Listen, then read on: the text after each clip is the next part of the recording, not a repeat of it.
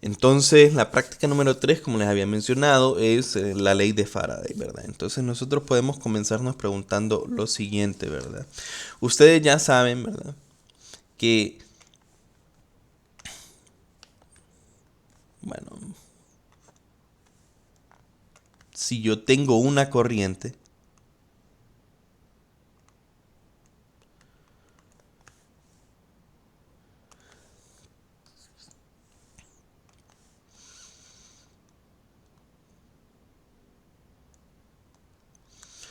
el resultado de una corriente al final va a ser pues la generación de un campo magnético, ¿verdad? Y este campo magnético o esta inducción magnética pues va a llevar o va a seguir la regla en la mano derecha, ¿verdad? En este caso sería alrededor de el filamento y en este caso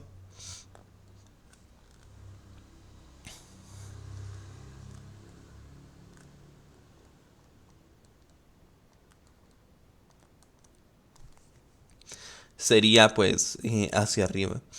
Entonces, todo esto ustedes lo van bueno, deberían de haberlo visto en clase ya me imagino. Entonces, no es nada nuevo para ustedes, ¿verdad? Entonces la pregunta es si una corriente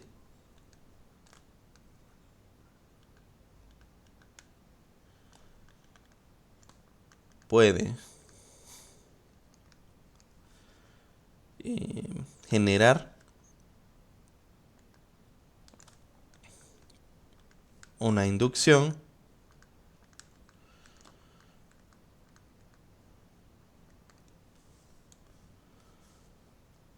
se puede el inverso, una inducción magnética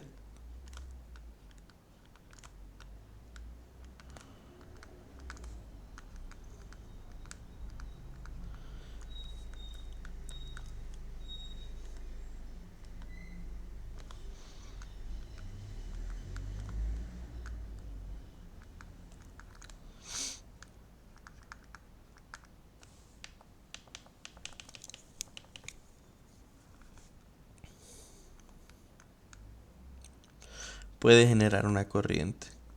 Entonces esa es la pregunta inicial con la que o el problema, por decir así, que nos podemos plantear nosotros para este laboratorio o para este tema, ¿verdad? O sea, nosotros sabemos que al generar una corriente, ¿verdad? O al existir una corriente, sabemos que va a aparecer un campo de inducción magnética. Eh, pero nos podemos preguntar o hacer la pregunta, ¿verdad? ¿Qué pasa en el caso alterno? ¿Qué pasa si yo lo que tengo no es la corriente, sino que tengo un campo de inducción magnética externo? ¿Es posible que ese campo de inducción magnética genere una corriente? Es la pregunta. La respuesta es sí, ¿verdad? Eh, Ustedes ya deberían de saberlo y en efecto ese sí es pues sí puede, ¿verdad?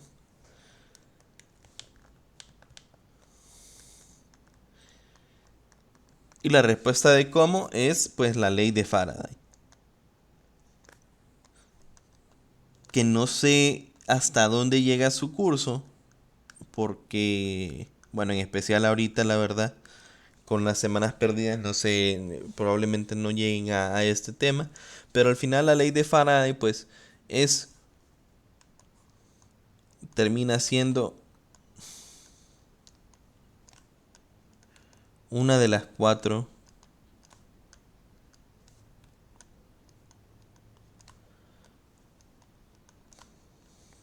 ecuaciones de Maxwell. ¿Ok? Y que en general, ¿qué es la ley de Faraday? ¿Verdad? La ley de Faraday, pues, eh, si ustedes recuerdan, es algo que nos va a unir o sí, o relacionar, pues, eh, fenómenos magnéticos con fenómenos eléctricos, ¿verdad? Debido a que dado a un flujo magnético que está, o sea, tiene relación con un campo de inducción magnética, ¿verdad? Se va a generar una FEM inducida, ¿verdad? O que es una tensión que tiene relación con el campo eléctrico, ¿verdad? Entonces esta es una ecuación que relaciona de alguna forma campo eléctrico con campo de inducción magnética, ¿cierto?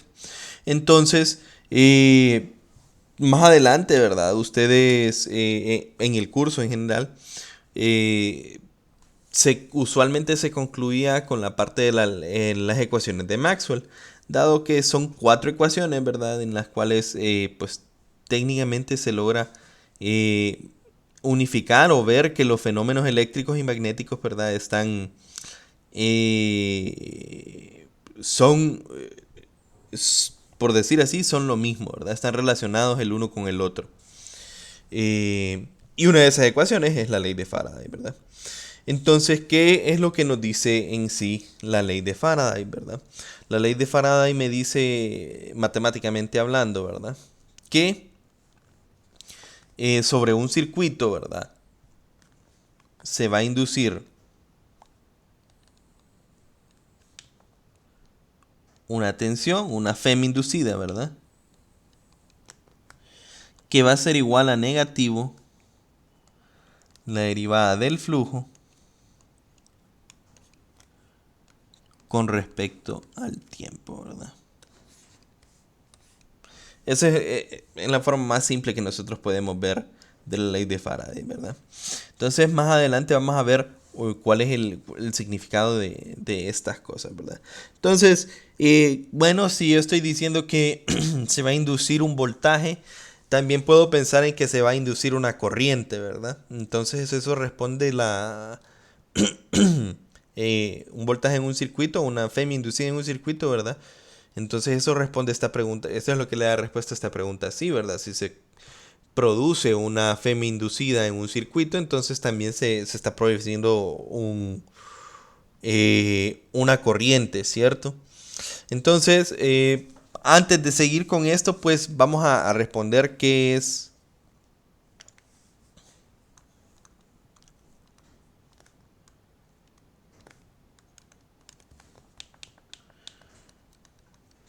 flujo magnético y cómo, pues, cómo se diferencia de la inducción. Entonces, en general, nosotros sabemos que la inducción magnética es, pues, técnicamente el campo B. Imaginémonos aquí que yo tengo un campo B. Esto es la inducción magnética. Entonces, cuando nosotros hablamos de flujo, nos importa así cuál es el campo B. Pero no solo depende de eso, porque cuando hablamos de flujo, tenemos que pensar en que lo que se está cuantificando es cómo fluye, por decir así, el campo magnético, el campo de inducción magnética, a través de una superficie, ¿verdad? Entonces, al final, eso es lo que me termina de cuantificar el flujo, ¿verdad? O sea, no solo es el campo de inducción magnética, sino que es la superficie que está atravesando. Entonces va a ser diferente el flujo si yo pienso en una superficie circular o si tengo una superficie más grande, una superficie más pequeña, ¿verdad?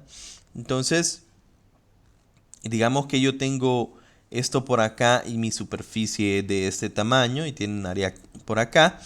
En teoría, a pesar de que el campo de inducción magnética son todas esas cuatro líneas que están acá, solo dos, ¿ok? Solo dos me van a contribuir a lo que es el flujo, ¿cierto? Entonces, técnicamente eso es a lo que nos referimos por flujo magnético, ¿verdad? ¿Cuántas líneas cuánto es la magnitud del campo de inducción magnética está atravesando una superficie que nosotros pues vamos a definir? Eso depende de lo que estemos estudiando. En el caso de nosotros, pues usualmente va a ser una espira o una bobina, ¿verdad? Un solenoide, ¿verdad? Y la pregunta es entonces, ¿cómo puedo cuantificarlo? Pues bueno, entonces en general el flujo magnético se puede cuantificar de la siguiente forma. y es la integral de superficie, ¿verdad? La superficie tiene que ser cerrada, ¿verdad? Eh,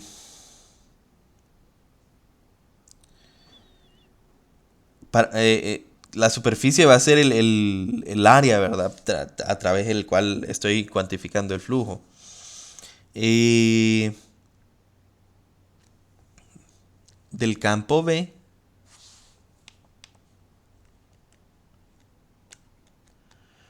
punto, el diferencial de superficie o diferencial de área, ds, ¿verdad? Entonces, bueno, en este caso, ¿verdad? Recuerden que ds es un diferencial de área.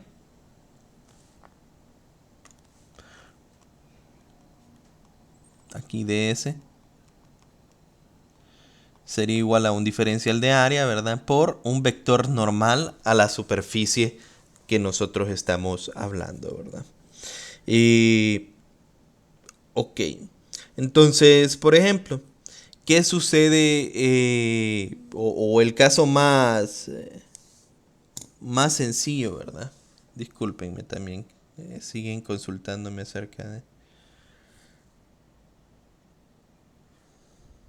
de cómo entrar a la llamada.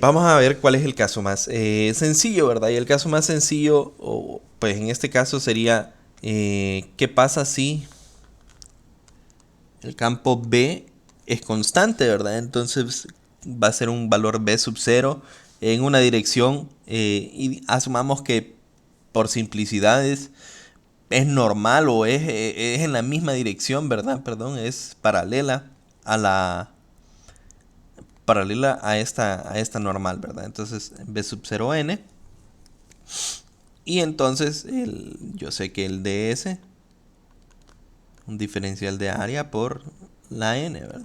Entonces si yo tengo este caso, que es el más sencillo, el caso más sencillo de todos, este flujo va a ser pues simplemente b sub 0 por la integral del diferencial de área, ¿verdad? Entonces yo sé que el área es A, entonces al final este es el caso más sencillo, ¿verdad? El flujo va a ser igual a b sub 0 por el valor del área que nosotros tenemos, ¿verdad?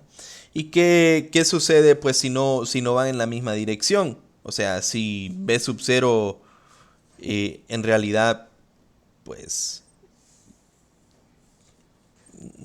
voy a hacer otro dibujo ahí abajo solo para ejemplificar. ¿Qué sucede si b sub 0 es así?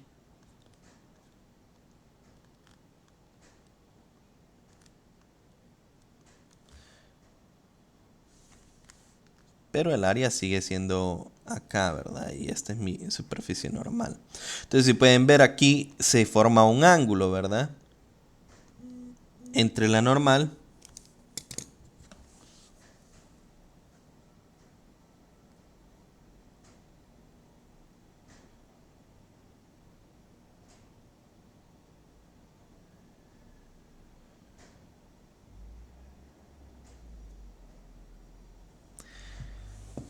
hay algunos de esos compañeros que están teniendo problemas. Si me quedo callado es por eso, que están escribiendo al Telegram porque no pueden entrar. No sé qué es lo que está sucediendo. Así que déjenme ver si puedo enviar un link eh, a partir de el mismo Teams.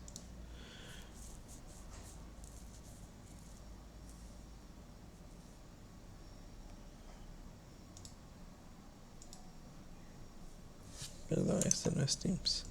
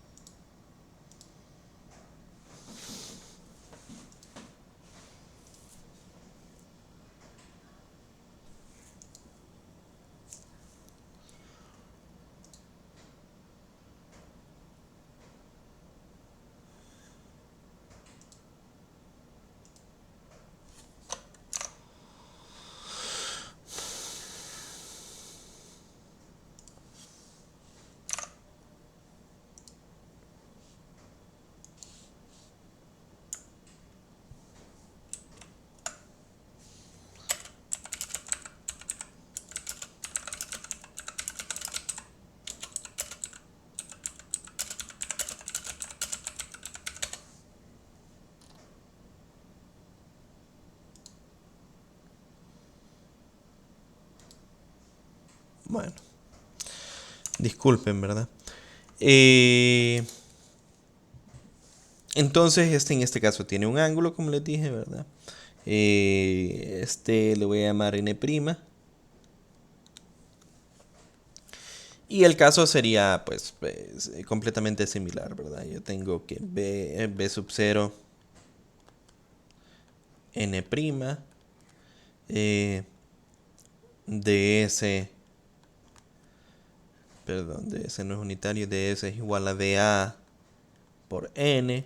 Al realizar el producto punto entre n' y n, lo que nos queda, ¿verdad? Como ambos son unitarios, solo me queda pues el coseno del ángulo entre ellos, ¿verdad? Entonces, al final este flujo me queda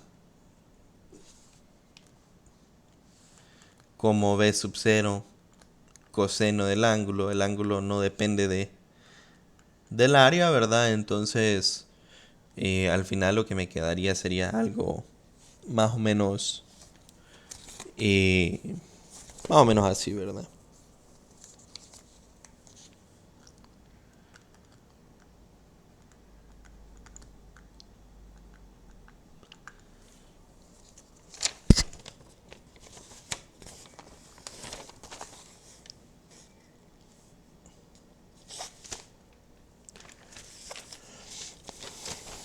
No sé si hay alguna pregunta hasta el momento.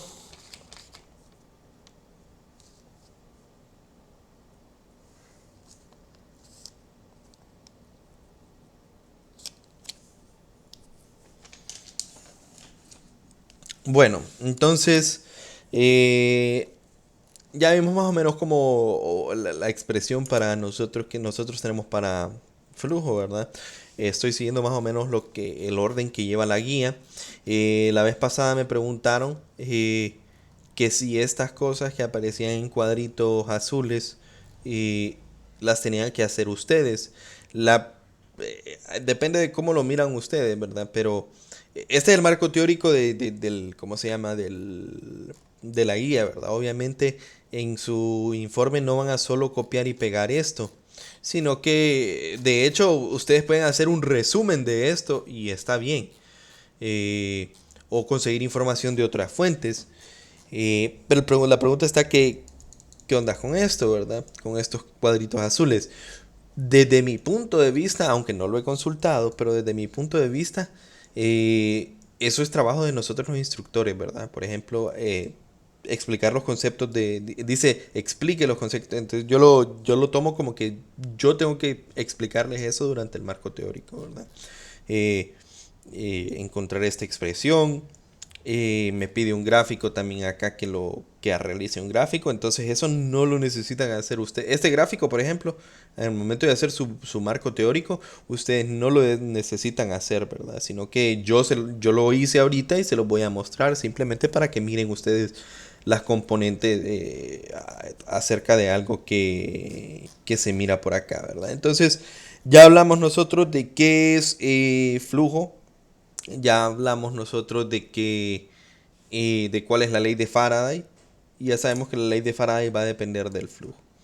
De alguna forma, ¿verdad? Tal vez no por decir así directa, porque la ley de Faraday dice que la Fm inducida es negativo, la derivada del flujo con respecto al tiempo. O sea que el flujo tiene que variar con respecto al tiempo para que exista una Fm inducida. Y nosotros nos podemos preguntar, bueno, ¿cuál es o qué formas pueden existir para que varíe el flujo? ¿Cómo puede variar el flujo?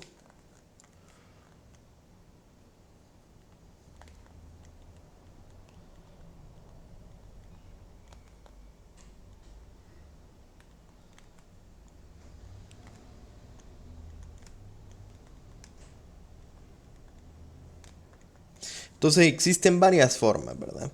Entonces la primera forma es que nosotros nos imaginemos que tenemos un área, el área es constante, y un campo magnético. Pero esta inducción magnética ya no le voy a decir B sub 0, sino que le voy a llamar un B de T. ¿Ok? Entonces, si B varía con el tiempo, por ejemplo, al final todo depende de esto, ¿verdad? Al final B depende de la corriente, ¿cierto? Entonces podemos decir que si la corriente no es constante en el tiempo, ¿verdad? Por ejemplo, que yo tenga una corriente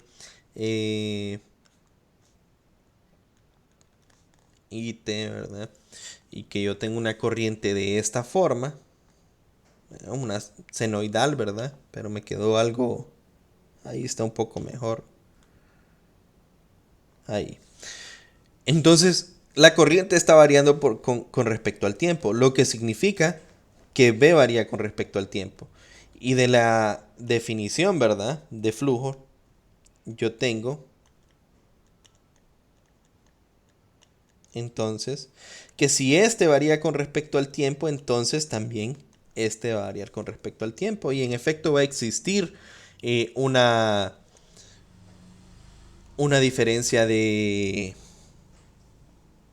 perdón, una FEM inducida, ¿verdad? En el circuito, ¿verdad? Eh, ¿Qué otra cosa podemos mencionar al respecto, ¿verdad? O algo que ya podemos empezar a mencionar al respecto. La FEM inducida no depende específicamente de cuál es el valor eh, del flujo, sino de cómo cambia el flujo, ¿verdad? Y entonces ahí es a donde ustedes pueden utilizar o donde se utiliza la ley de Lenz para saber en qué dirección se induce, es la corriente inducida, ¿verdad? Entonces, ¿qué es lo que vamos a introducir esto acá? ¿Qué es lo que me dice a mí la ley de Lenz?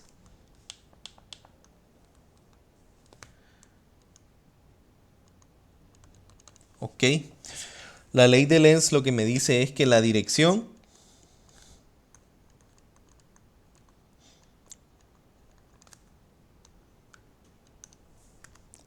de la corriente inducida, ¿verdad?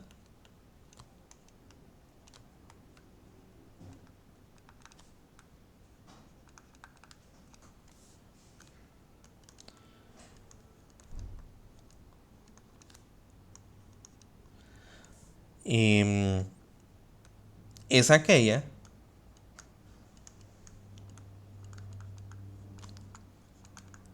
que se opone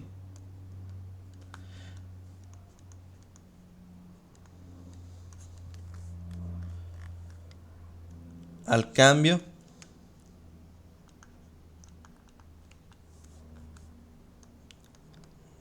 del flujo. ¿Ok? Entonces, por ejemplo, Si nosotros, y eso lo van a ver ustedes creo en la primera simulación, ¿verdad? Si la corriente va subiendo, ¿verdad? Eso significa que el campo va subiendo, lo que significa que estamos aumentando el flujo, ¿cierto? Entonces, en otros términos, digamos, yo tengo aquí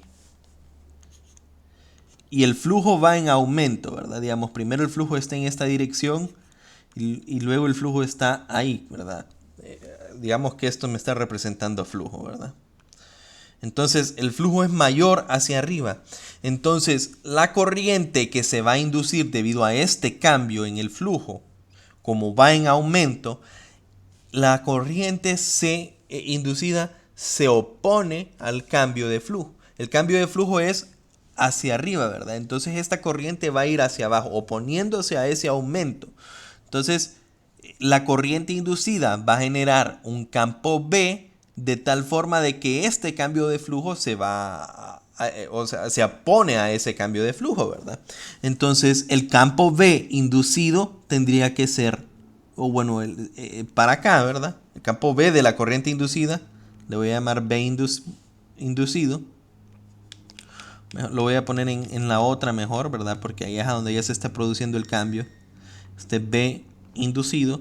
Y nosotros sabemos por regla de la mano derecha que para generar esta corriente tendría que ir en esta dirección, ¿verdad? La corriente inducida. Eso es lo que me dice la ley de Lenz, ¿verdad? Y al final es una consecuencia de quién. A la larga podemos pensarlo como una consecuencia de conservación de energía, ¿verdad? Nos estamos oponiendo a ese cambio repentino de flujo, ¿verdad? ¿Ok? Con esa corriente inducida. Y ya vamos a entender, tal vez no vamos a entrar muy a fondo, pero con otros ejemplos, pues tal vez se entiende un poco el, el por qué sucede de esta manera. Y en la ley de Faraday, ¿a dónde se evidencia eso, verdad? Acá, ¿verdad? En ese negativo. La FEM inducida es negativo derivada del flujo con respecto al tiempo, ¿verdad? Lo que quiere decir, ¿verdad? Que al final el valor de la FEM inducida no va a depender explícitamente de si el flujo es positivo, si el flujo es negativo, ¿verdad? Sino que va a depender de el cambio de flujo, ¿verdad? Entonces yo puedo tener, por ejemplo, una corriente acá arriba. Entonces el flujo siempre va a ser positivo si se fijan. Pero la FEM y la corriente inducida no le va a importar si el flujo es positivo o negativo, sino que lo que le va a importar es cómo va cambiando ese flujo, ¿ok? Cómo va cambiando ese flujo. Si el flujo va en aumento, entonces en ese caso la corriente inducida va a generar un campo hacia abajo. Si el flujo va en decrecimiento, ¿verdad? Entonces la FEM inducida va a generar algo un campo que va hacia arriba, ¿verdad? La corriente inducida va a generar un campo de inducción magnética que va hacia arriba, ¿verdad? Oponiéndose siempre al cambio. Entonces, la primera forma, como les digo, es la más fácil, ¿verdad? Pensar, ok, B depende del tiempo, entonces I depende del tiempo, I depende del tiempo, por lo tanto B depende del tiempo, por lo tanto el flujo varía con respecto al tiempo. Otra forma que nosotros podemos pensar es que la fuente, en este caso nos podemos imaginar un imán, ¿ok? Y aquí tengo una espira. La fuente de inducción magnética está en movimiento, ¿verdad? Entonces, tanto si la fuente se mueve en dirección hacia acá, ¿verdad? Yo tengo acá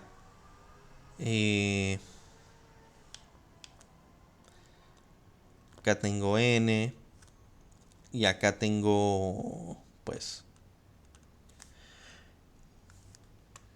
con una velocidad en esta dirección. Obviamente, en cuanto más cerca esté este imán o esta fuente, no necesariamente tiene que ser un imán, pero en la clase se va a utilizar un imán. Independientemente de... Perdón. en cuanto se va acercando a la espina, ¿verdad? La intensidad que va a sentir la espira va a ser mayor, ¿cierto?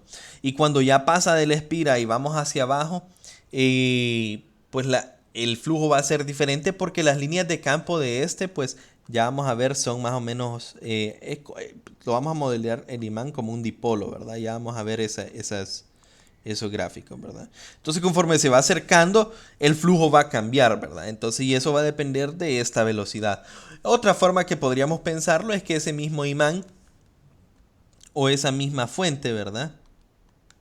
Se está moviendo, pero en esta dirección, o sea, está oscilando en esta dirección.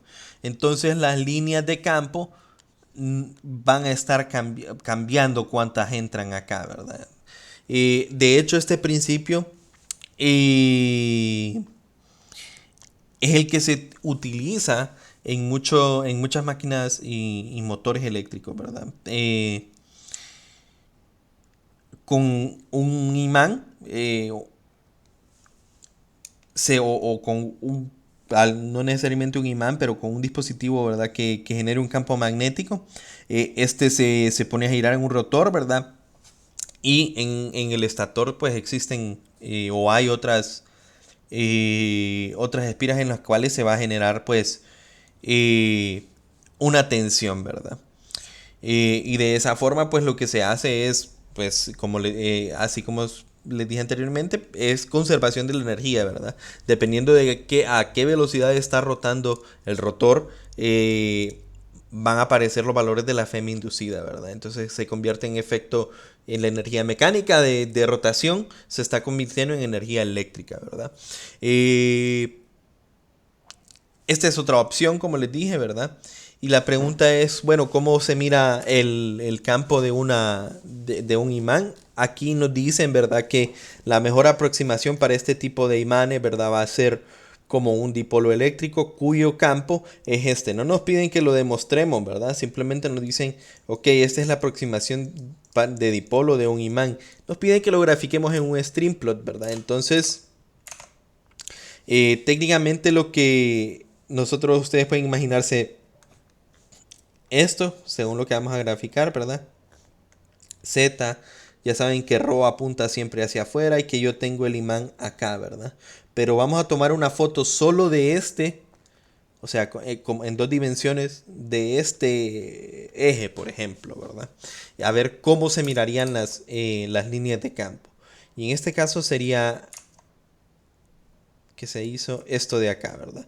Aquí simplemente defino B sub ρ, defino B sub z. En vez de mu, porque no tengo el valor específico, solo pongo un 1 porque es una constante, ¿cierto? Luego le doy stream plot, perdón, de B sub ρ, B sub z. Entonces, la componente ρ y el eje X es ρ, ¿ok? De 0 a 10, lo grafico en valores positivos, ¿verdad? Porque ρ es un radio nada más. Y Z lo grafiqué de menos 5 a 5, ¿verdad? Y el resultado es este, ¿verdad? Si se fijan, se comporta, esa expresión, ¿verdad? Se comporta perfectamente como un dipolo eléctrico, tal y como se menciona en la guía, ¿verdad? Em, bueno, esa sería otra forma, ¿verdad? Como les digo, de generar lo que es una FEM inducida. Y la tercera forma que ustedes pueden pensar es, ok, si moviendo nosotros el imán puedo generar una FEM, ¿qué pasa si yo lo que tengo en vez de eso es el imán fijo, ¿verdad? Pero que el aro, es el que se está moviendo.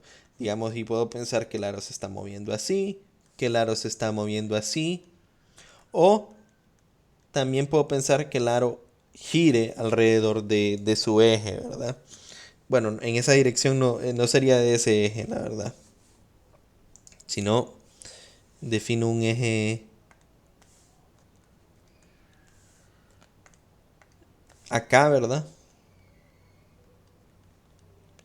Y un giro alrededor de este eje, ¿verdad? Entonces, todas esas combinaciones van a hacer que el flujo cambie, ¿verdad? Y si el flujo cambia, se produce una FEM inducida, ¿verdad? Eso es, pues, técnicamente a lo que nosotros vamos a llegar. Por último, pues una aplicación de la ley de Faraday, ¿verdad? Entonces, ustedes saben, ¿verdad? Que en los transformadores,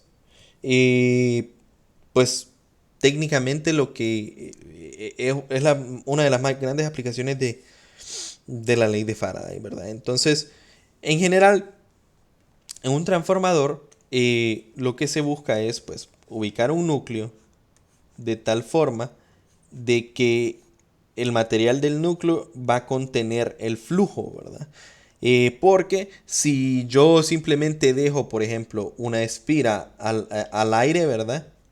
Una pequeña bobina al aire, nosotros sabemos que las líneas de campo, pues, son irregulares, ¿verdad? Entonces, al momento de generar en el devanado secundario eh, un flujo, ¿verdad? No todas estas líneas de campo van a ser parte del flujo.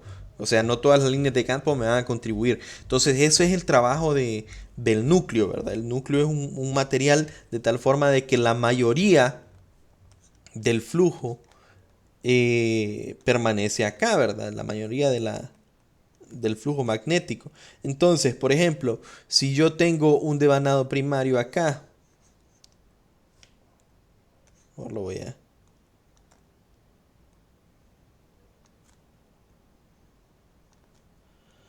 Acá, ¿verdad? Y este está conectado a una fuente,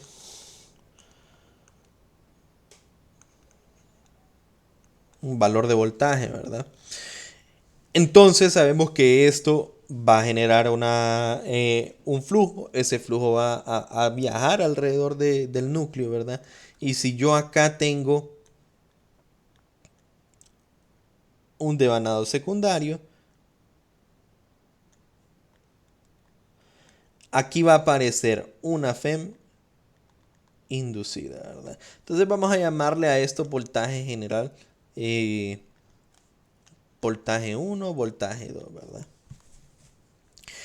En general, la forma más general de pensarlo es que el voltaje 1, ¿verdad? Es igual a negativo n, donde n es el número de vueltas de n1, ¿verdad? El número de vueltas de este, n1, n2, eh,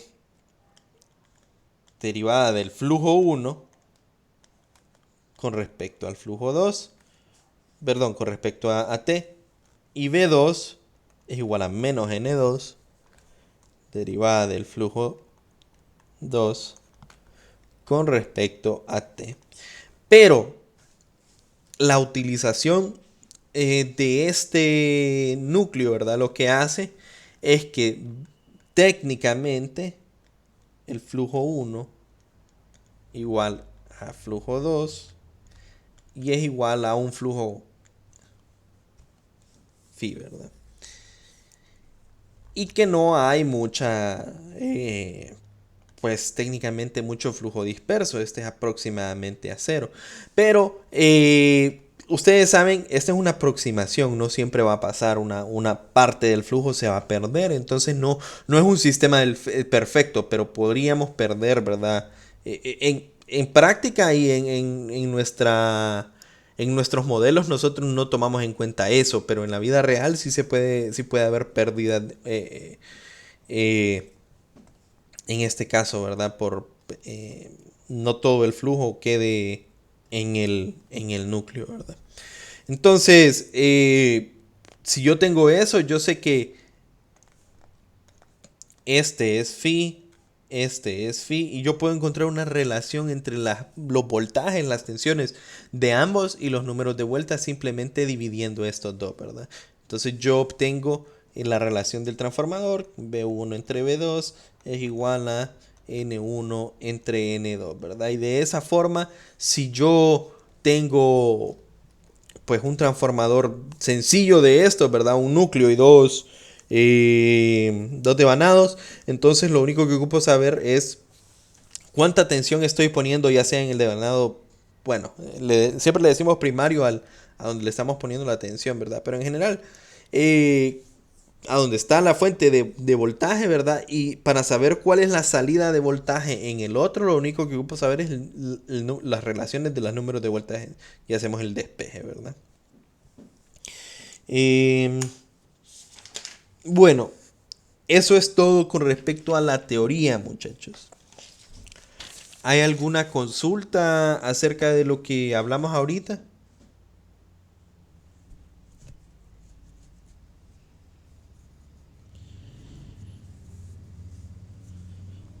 Bueno, entonces espero que los applets son relativos, o no relativamente, son muy sencillos, ¿verdad? Y el trabajo que ustedes van a hacer en realidad es muy sencillo y lo pueden responder únicamente con la parte teórica o con un poquito, y algunas con un poquito de investigación, ¿verdad? Que hay. Entonces, ustedes ya saben cuáles son todas las partes del informe, ¿verdad? Ustedes realizan su marco teórico, su introducción, todo eso está en el documento de, ¿cómo se llama? De, de las ponderaciones de los informes. Eh, Sin embargo, pues después va la parte de cálculos. Y en este caso, cálculos como tal, no hay, pues, no hay mucho o no hay ninguno, mejor dicho, ¿verdad? No es que nos toca tomar datos y hacer cálculos como en la práctica de la vez pasada, sino que esta práctica, las actividades se van manejando por medio de estos cuestionarios.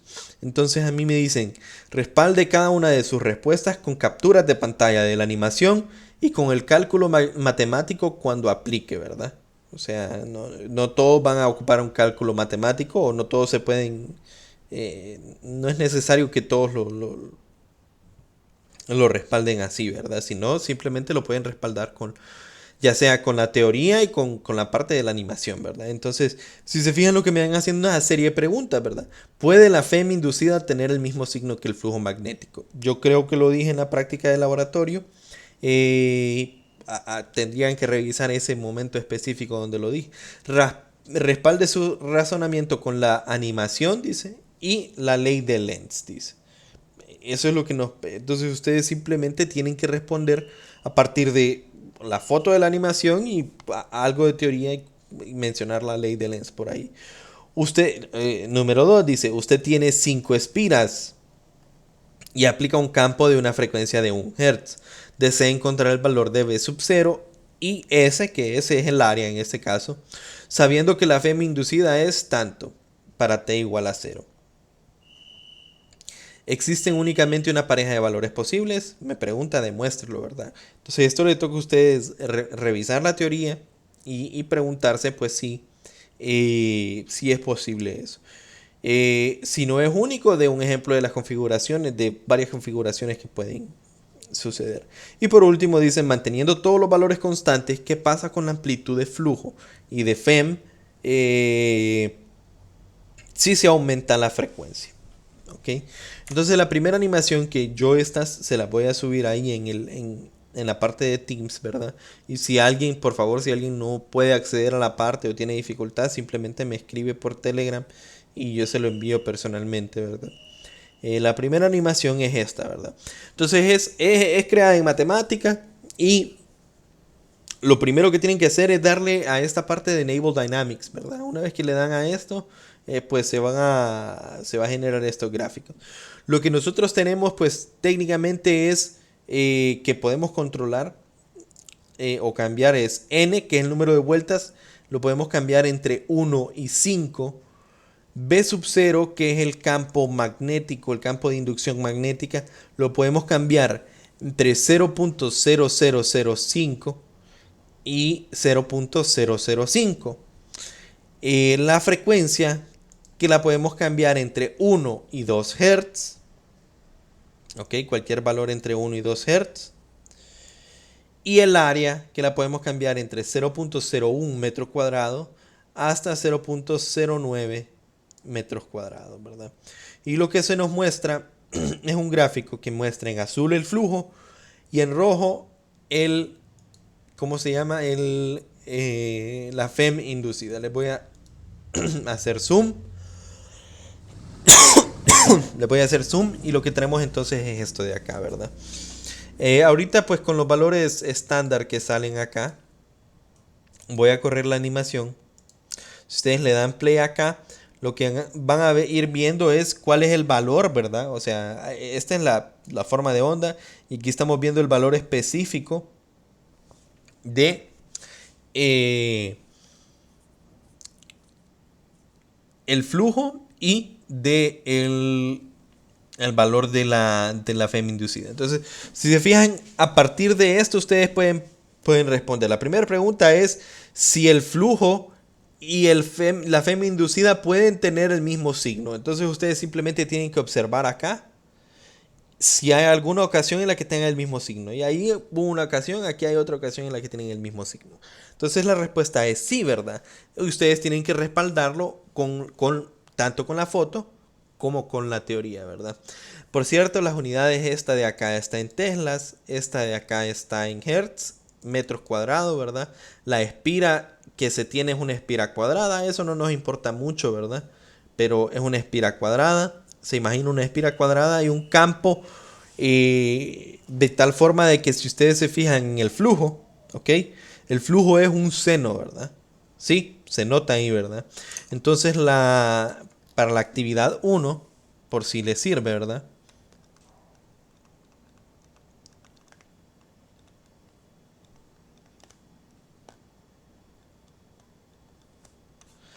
La expresión de flujo sería algo similar a esto, ¿verdad? N, que es el número de vueltas, multiplicado por S, que es el área, multiplicado por B sub 0, ¿ok? Que es un valor, una constante, ¿verdad? Multiplicado por el seno de omega t, ¿ok? Donde este omega es 2πf, ¿verdad? Entonces, una forma más o menos así es la que tiene el flujo. Entonces, a partir de eso, ustedes pueden responder y a partir de eso y la animación, ustedes deberían de poder responder estas preguntas de acá, ¿verdad? La primera es sencilla, ya les ayudé con ella. La última es súper sencilla, pues lo único que tienen que hacer es cambiar la frecuencia de 1 a 2 y ver cómo cambian los valores tanto de flujo como de FEM inducida, ¿ok? Y la segunda, esa no tiene, pueden usar el applet, pero siento yo que no tiene tanto que ver con el applet y un poco más con la teoría, ¿verdad? Entonces, esa es la primera parte, ¿verdad? Si se fijan, el applet es, o bueno, la animación es sumamente sencilla. La segunda parte es la de un imán cayendo, ¿verdad?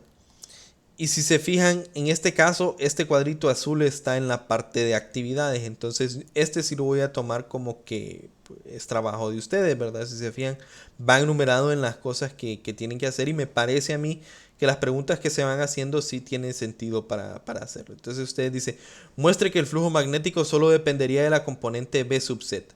En el caso de que simplemente de la imagen ustedes lo pueden sacar, ¿verdad? ¿Por qué? Al final recuerden que el flujo depende de un producto punto y si el campo B de este imán tiene componente ρ y Z, pero el diferencial de área de las espiras va en Z, entonces al realizar el producto punto, este desaparece. Pregunta que respondemos ya, ¿verdad? Resuelva la integral de superficie y demuestre que el flujo magnético es este, ¿verdad? Entonces, técnicamente lo que me está diciendo es que resolvamos la integral de flujo, ¿verdad? O sea, que encuentre yo cuánto es este flujo a partir del valor B sub Z que nos daban anteriormente, ¿verdad? Entonces, esto ustedes la pueden introducir esto, integrarlo con respecto a esta área que está acá, ¿verdad? Eh, y con eso ustedes deberían, ya saben a qué respuesta tienen que obtener, la pueden hacer en matemática también, ¿verdad? Explique por qué el signo negativo, dice. Y al final el signo negativo, se los puedo decir ahorita también, es fácil porque B sub Z va hacia abajo, pero el diferencial de área va hacia arriba, ¿verdad? Entonces al final el producto punto no es 1, sino que es menos 1, ¿verdad? Luego me dice, partiendo de la ley de Faraday, que nosotros sabemos que E igual a menos D phi con respecto a T. Y como nosotros sabemos que phi depende de Z, ¿verdad? Entonces, si se fijan, ¿por qué va a depender el flujo de Z? Porque el imán se va moviendo en Z, ¿verdad? El imán va bajando. Entonces, por eso es que aquí hacen, ok, d phi de t es, es lo mismo que d phi de z por dz de t. Y dz de t es una velocidad, ¿verdad? Es la velocidad con la que va cayendo el imán. Encuentro una expresión para la FEM inducida utilizando esta, ¿verdad? Y grafique la ecuación encontrada. Entonces, ustedes encuentran esta expresión. De esa expresión realizan estas derivadas. Saben que este dz de t va a ser una velocidad.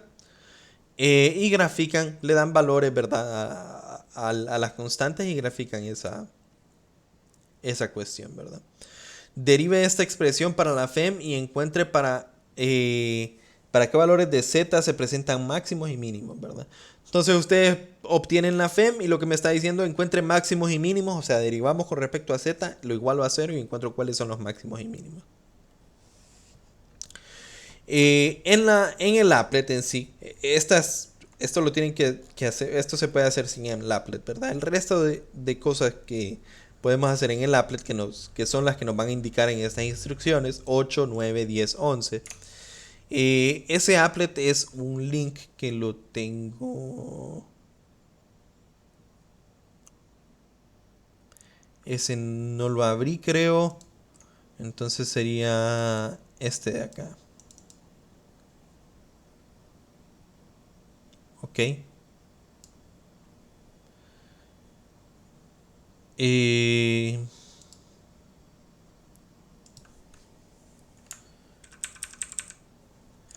Este de acá, ¿verdad? Entonces si yo le doy nuevo, play, lo que sucede es esto que nosotros podemos ver acá, ¿verdad? Si se fijaron, el imán, le voy a dar nuevo play de nuevo play.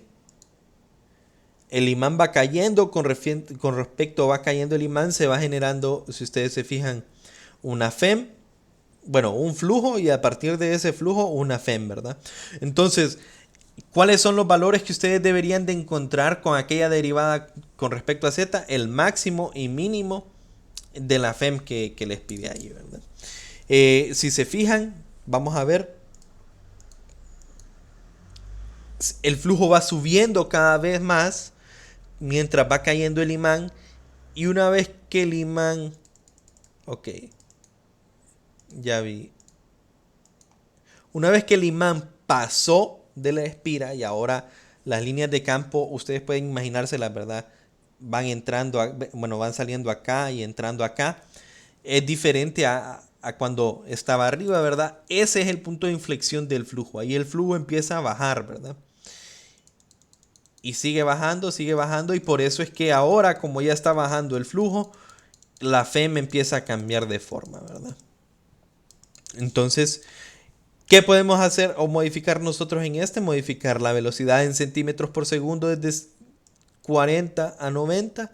Modificar el radio desde 0, bueno, desde 2 a 5, mejor dicho. Y cada vez le damos nuevo play, ¿verdad? Y eso es todo lo que aparece en este applet. Es sencillo de usar, ¿verdad? Otros datos que nos pueden dar acá la FEM, el valor de Z en centímetros y el tiempo que ha transcurrido. Y lo último que nos muestra el applet, que no sé si se han fijado, es la corriente que se genera o se demuestra a partir de estos puntos rojos que están en el applet, ¿verdad? Cuando yo le doy play, si se fijan, estos puntos se mueven primero hacia un lado y después hacia el otro, ¿verdad? Entonces, es la dirección que lleva la corriente, siendo sentido antihorario positivo y sentido horario negativo. Eso sería entonces este applet, una demostración pues sencilla, ¿verdad? De cómo con una fuente que se va moviendo se puede generar una FEM inducida. Y lo que nos preguntan aquí nosotros, ¿a qué es proporcional la FEM inducida? Esta se puede responder sin el applet. Ustedes simplemente se van a la expresión de FEM inducida y miran de qué depende. Depende de la posición, depende de la velocidad, depende de... Y me dicen es proporcional a tal y tal cosa. Agregue valores numéricos y haciendo uso del applet demuestre que el valor numérico encontrado de la FEM es correcto. De dos ejemplos. Técnicamente ustedes introducen valores que que pueden aparecer acá, ¿verdad? Z va desde 0 a 10. Entonces introducen un valor entre 0 a 10 centímetros en esta expresión. Introducen una velocidad que podemos conseguir acá. Hacen la sustitución y demuestran ustedes que pues técnicamente es correcto lo que esta expresión de acá y con respecto al applet, ¿verdad? La número 10 dice, cuando el imán atraviesa la espira, la dirección del campo no cambia. Explique entonces por qué la FEM inducida sí cambia de dirección, ¿verdad? Eso es parte de la teoría, ¿verdad? Técnicamente me está diciendo, el campo es el campo del imán, ¿verdad? Y el campo del imán nunca cambia, ¿verdad? Me están pidiendo una explicación de por qué si el campo del imán, ¿ok? No cambia, por qué la FEM sí va a cambiar de dirección. Y eso ya se los dije a ustedes, ¿verdad? No exactamente, la FEM inducida no va a depender explícitamente de el valor específico del flujo ni del valor específico de el campo de inducción magnética, sino de lo que va a importarle es el cambio del flujo, ¿verdad? Entonces, ustedes tienen que verlo de esta forma, ¿verdad?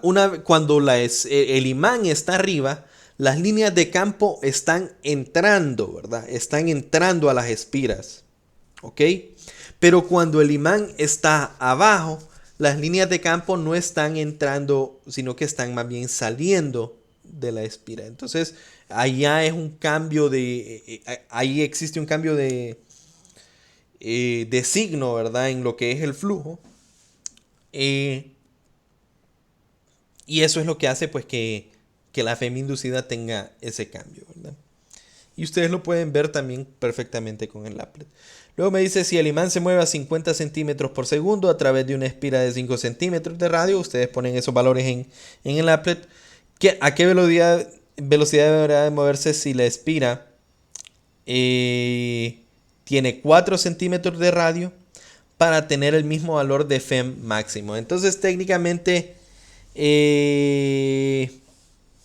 tienen que jugar con el applet, ¿verdad? Ustedes vienen, agarran 50, ponen 50K, 5 ahí, ¿verdad? Le damos nuevo. Miramos cuál es ese valor de FEM máximo, que es de 0.10. Y luego lo que me preguntan a mí es a qué velocidad deberá moverse la espira. Deberá moverse si la espira tiene 4 centímetros para tener el mismo valor de FEM máximo. Creo que lo pueden hacer de forma matemática, ¿verdad? Si ustedes se ponen a pensar un poco, se puede hacer de forma matemática, pero pueden hacer o jugar con esto también. Simplemente le ponemos 4 centímetros y empezamos a buscar el valor de velocidad, ¿verdad? Tal cual mi máximo sea siempre 0.10. Si yo le doy nuevo y le vuelvo a dar acá, me da 0.16. Entonces, yo sé que ese valor va a depender de la velocidad. Entonces le voy a bajar un poco a la velocidad, ¿verdad? En vez de 50 le voy a poner... voy a ponerle 45, la verdad. No sé si...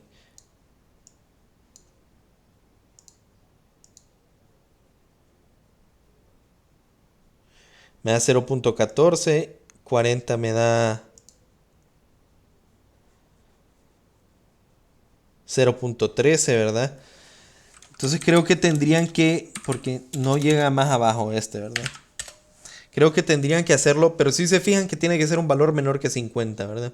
Tendrían que resolverlo matemáticamente, ¿verdad? Es técnicamente resolver una ecuación con los datos que me dan acá, ¿verdad? Y a partir de yo sé que cuando la velocidad es 50 y este es de 5, el valor máximo de la FEM es de 10, ¿verdad? Entonces ahí simplemente hacen un despeje ustedes en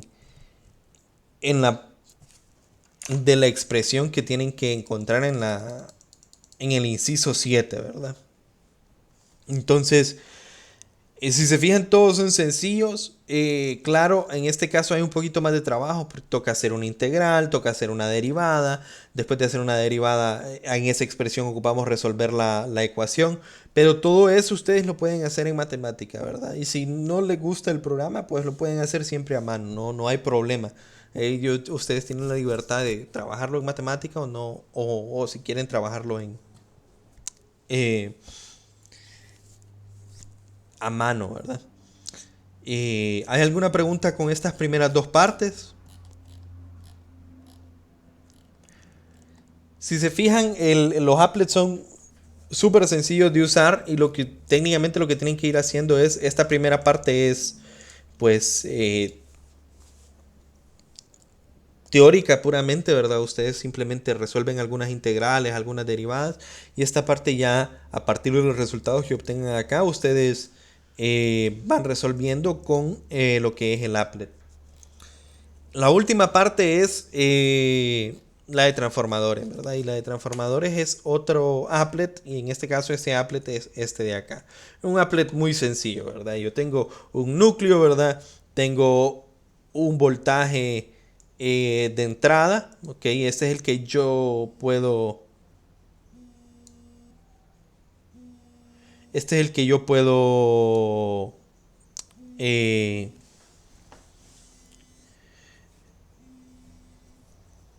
¿Cómo se dice? Manipular, ¿verdad? O sea, este es el que está conectado a una fuente de voltaje y yo puedo manipularlo. Y a partir de eso, si se fijan, hay un cambio en la salida, ¿verdad? Y la otra cosa que puedo manipular es cuántas vueltas tiene el devanado primario y cuántas vueltas tiene el devanado secundario. Es súper sencillo de usar, ¿verdad? Eh, no creo que haya alguna pregunta acerca del uso de este applet, ¿verdad? Simplemente vamos a tener que seguir qué es lo que me dice a mí la guía, ¿verdad? Entonces la guía lo que me dice es actividad 3 transformador, respaldándose en la teoría y en la simulación, ¿verdad? Entonces responda, si el número de vueltas para ambos devanados es el mismo, usted induce una FEM en el devanado primario. ¿Qué espera de la FEM en el devanado secundario? Explique, que cree que pasa lo mismo con un transformador real, sí o no. Entonces, técnicamente ustedes ponen el mismo número de espiras allá, miran qué es lo que sucede, matemáticamente se van a la expresión que encontramos en clase, vamos a ver qué es lo que sucede si N1 es igual a N2, qué pasa con los voltajes y responden la pregunta, ¿verdad? O sea, ponen todos esos razonamientos y responden la pregunta. Luego, ¿cree que pasa lo mismo en un transformador real? Pues obviamente no puede pasar exactamente lo mismo porque es bien difícil, como les dije yo en la clase, que sea un sistema perfecto, ¿verdad? Que el núcleo contenga todo lo que es el campo B. Aunque contenga la mayoría, ¿verdad? Y podemos aproximar las pérdidas a cero, siempre va a existir algún tipo de pérdida. 13 dice, si ahora el devanado primario es N1, es mayor que N2, ¿qué pasa con la FEM de salida? ¿Se cumple esto en la vida real? ¿En qué tipo de transformador de potencia lo convierte, ¿verdad? Esto lo pueden investigar ustedes y los primeros dos lo pueden hacer pues con el applet, ¿verdad? Simplemente me dice un N1 mayor que N2, entonces N1 aquí es mayor que N2 y miramos qué es lo que sucede con el voltaje, ¿verdad? Voltaje de entrada, voltaje de salida. ¿Sucede esto en los transformadores reales? La respuesta en este caso sería sí, ¿verdad? O sea, independientemente de que haya pérdidas o no, si las vueltas en el primario son mayores que en el secundario, pues el voltaje va a caer. Y dice dónde es útil este caso en la vida real. También les toca pues un poco de investigación. No creo que sea tan difícil para ustedes porque varios, varios aparatos que ustedes conocen pues utilizan este tipo de tecnología, ¿verdad? Y el último es que si N2 es mayor que N1, ¿verdad? Es lo mismo, ¿verdad? Solo cambiamos ahora que las vueltas. Entonces en este caso se aumenta el voltaje, ¿verdad? Ustedes ahí usan el applet. ¿Qué pasa con la FEM de salida? Lo mencionan, ponen una captura del applet. Lo hacen también con números, ¿verdad? Bueno, no con números, sino matemáticamente, ¿verdad? N1 mayor que N2, hacen el despeje para B sub 2 y van a obtener el mismo resultado, ¿verdad? De que aumenta en este caso. Se cumple en la vida real también. ¿En qué tipo de transformador se lo convierte? lo investigan, y donde es útil esto en la vida real también lo investigan, ¿verdad? Eso es lo que es la práctica de laboratorio, muchachos. Sé que, pues, para lo que son los applets, pues me tomé bastante tiempo, pero creo que la mayoría del tiempo me la tomé en la parte de teoría, ¿verdad? Eh, Después de eso están las siguientes partes del informe, ¿verdad? El análisis. Para el análisis respondan estas preguntas, ¿verdad? Y conclusiones son conclusiones propias. Todo esto siempre les recuerdo siguiendo las instrucciones que había en el documento para realizar informe, ¿verdad? No sé si hay alguna consulta con cualquiera de los applets o con cualquiera de las cosas que tienen que llenar, pero recordándoles, ustedes arman un informe normal, ¿verdad? O sea, introducción, objetivo, marco teórico. En el marco teórico tienen que incluir las fórmulas que se utilizan en la práctica. Eh, no solo copien esto, pueden resumirlo, ¿verdad? ¿Qué más? Luego la parte de cálculos como tal, no es que no hay muchos, creo que no hay cálculos si ustedes se fijan, sino que son más como, es ir respondiendo este cuestionario, ¿verdad? Con los applets y con la teoría, ¿verdad? Entonces ustedes van leyendo uno 2 3 estas 14 cuestiones que nos preguntan. Son muy sencillas, ¿verdad? Análisis de resultados son estas preguntas, y conclusiones sería, pues, conclusiones propias que ustedes tengan acerca de la ley de Faraday y transformadores en general. ¿Hay alguna consulta, muchachos?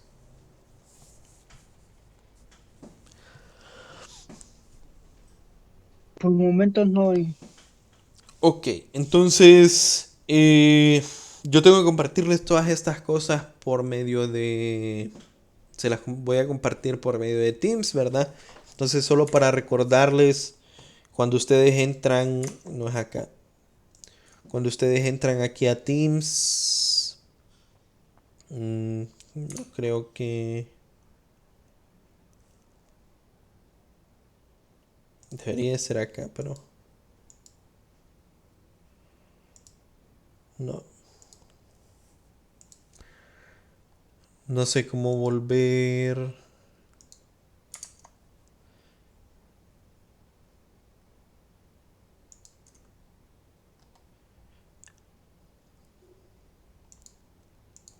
Bueno, ahorita no sé cómo volver pero ahorita les dejé de compartir la pantalla, ¿verdad? Y acá. Entonces, cuando ustedes entran, les recuerdo, ¿verdad? No sé, les estoy compartiendo la pantalla ahorita. No, ¿verdad? Ahora sí. Cuando ustedes entran a Teams, ¿verdad? Cuando le dan a Teams, les van a aparecer los diferentes equipos en los cuales ustedes están agregados. Deberían de estar en el laboratorio. Una vez que entran al laboratorio, aquí arriba dice publicaciones, archivos, notebooks. Esta es la parte de tareas, notas, ¿verdad? Pero las notas yo se las voy a... Lo que tengo es un cuadro de Excel, ¿verdad? Entonces ahí es a donde se los voy a ir compartiendo. Entonces, ustedes se van a archivos. Aquí dice materiales de clase. Dice laboratorio uno, laboratorio 2. Voy a hacer otra carpeta que diga laboratorio 3. Y esa carpeta va a tener todos los archivos y toda la información necesaria, ¿verdad? Como algunos son links, ¿verdad? Links para los dos applets, ¿verdad? El applet, ¿cómo se llama? El 2 y el 3. Entonces eso es lo que voy a hacer, es un blog de notas, y ahí les voy a poner los links.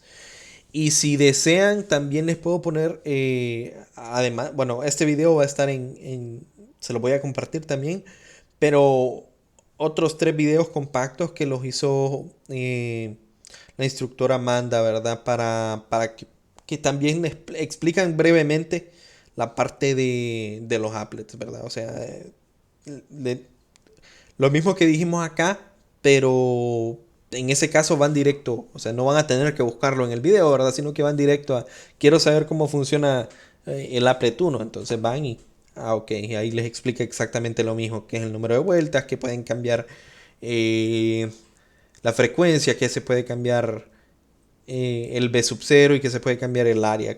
Y lo mismo en técnicamente los tres, ¿verdad? Eh, la única consulta que me imagino que han de tener es si se puede hacer en grupos. Y en efecto, sí se puede hacer en grupos, ¿verdad? Eh,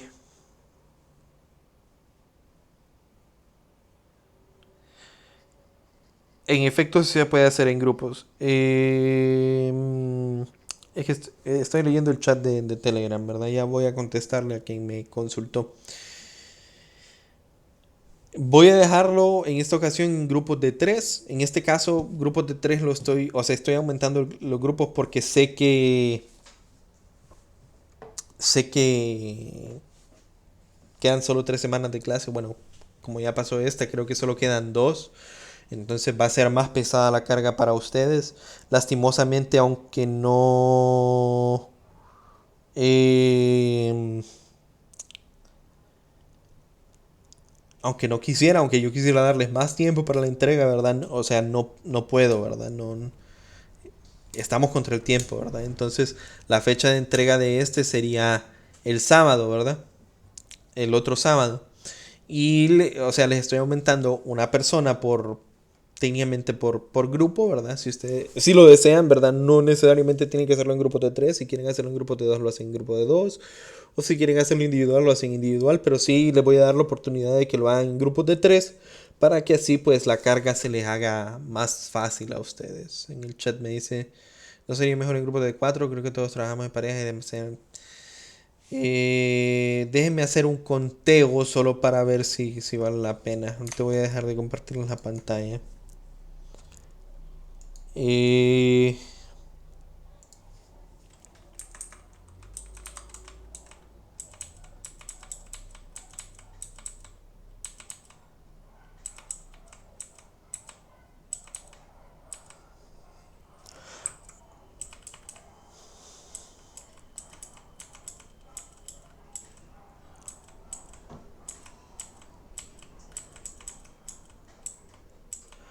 Está bien, o sea, trabajen los grupos de cuatro, no.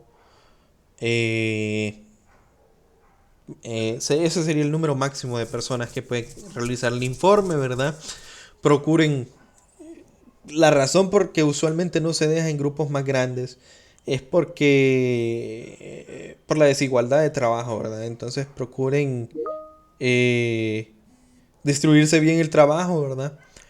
Y bueno, sí, o sea, la verdad es que con el tiempo que tenemos, lo mejor para ustedes es que se puedan distribuir bien el trabajo y no les toque mucha carga solo a una persona, ¿verdad? Porque todos, además de esto, llevan otras clases y yo sé que todo se les viene encima esta semana. Si usualmente la última semana de clase siempre es pesada, este periodo creo que va a ser más pesado porque a un montón de clases le hacía falta varias evaluaciones, ¿verdad? Eso con respecto a esa consulta. Entonces lo vamos a dejar en grupos de 4 máximo. Si ustedes desean lo hacen en grupos de 3. Si desean lo hacen individual. Pero máximo 4, ¿verdad? Eh, Ahora estoy viendo las consultas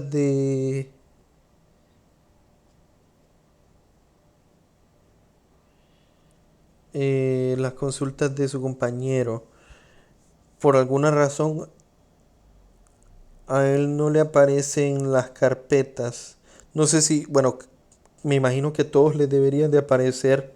No sé si a todos les aparecen las carpetas, pero en el caso de tener Es que, una... ¿Sí? es que si está desde el teléfono no le van a aparecer, tiene que ser necesariamente desde PC. Ah, ok. Bueno, esa sería la respuesta para... Vamos a ver. Naum, que es por el hecho de que está desde el teléfono, ¿verdad? Entonces igual, si en el caso de que no tenga acceso a un computador y los necesite o los quiera antes, ¿verdad? Los archivos, simplemente, o cualquiera que tenga un problema así, simplemente me dice eh, en el Telegram, en privado, y yo le envío ahí los archivos, ¿verdad? No sé si hay alguna otra consulta.